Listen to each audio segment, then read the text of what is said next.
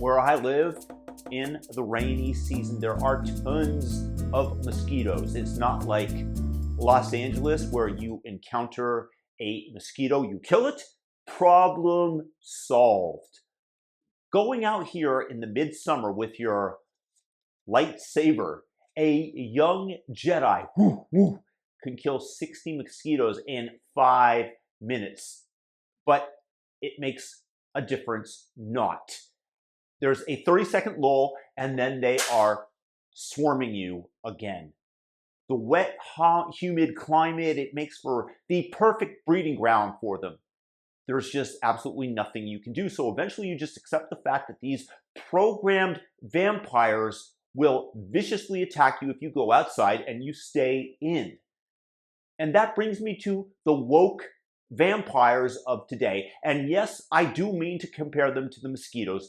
They have the ability, they intentionally almost suck the fun and enjoyment out of life as they try to spread the virus of misery to everyone. And every time they bite down on you, they'll suck some of the lifeblood from your business, and it will give them a feeling of power and purpose because they're mosquitoes.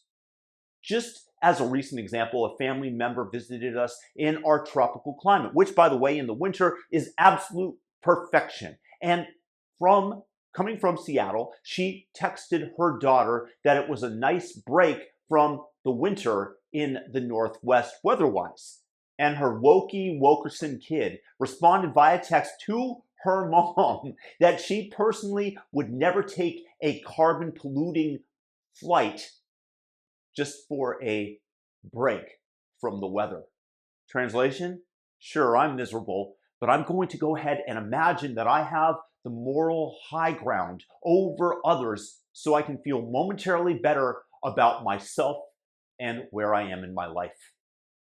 Except that, like a drug, it's not lasting, as it is not close to the truth, and one must keep injecting themselves with a sense of false virtue lest they fall into the dark throes of reality, the enemy of the woke. Thus, these little bloodsuckers recruit more and more people to their cause because there is safety in numbers, and it makes certainty that much easier and to stay brainwashed in the echo chamber of their cult. So like the mosquitoes here in my tropical climate, somehow being able to red pill a single Wilkerson and being able to change their minds has little effect, unfortunately, on the spread of the disease.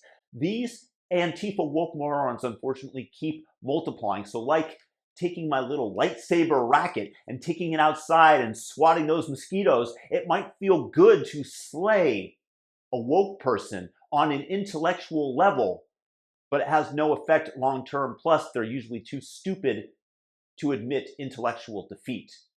So what's the key? You have to be able to change the environment that allows these brainwashed, unhappy larvae to hatch to begin with. And that means, one, attacking the education system that is doing all they can to indoctrinate children into this leftist cult. And I have to say, you have to give the commies credit for embedding themselves and subverting the entire education system of the United States and possibly the world. They have helped destroy self-reliance and the patriotism that used to be taught.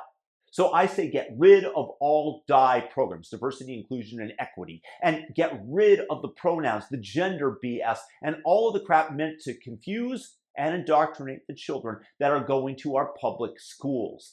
2, get rid of the money printer.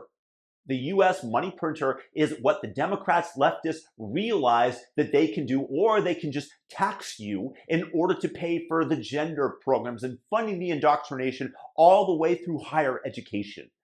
The inequality of our society is partly based on companies like Larry Fink's BlackRock being situated next to the spigot of money that pours into the trough from which they feed voraciously and first before everybody else. And they get to borrow money at next to 0% in order to support the housing market and buy up all the available single-family homes. And people wonder why they have difficulty buying and breaking into the market as the prices shoot up. They are unable to afford their version of the American dream, which I find heartbreaking on a personal basis because it's being done and taken away silently by the government and the money printing. There are two fundamental things which fuel the environments which produce these miserable miscreants. And even if you are able to red pill 1,000 of them, the education system and economics which help stratify the classes must be dealt with in order to gain some equilibrium where people are being besieged on all sides by lies and propaganda, both educational and unfortunately fiscal as well.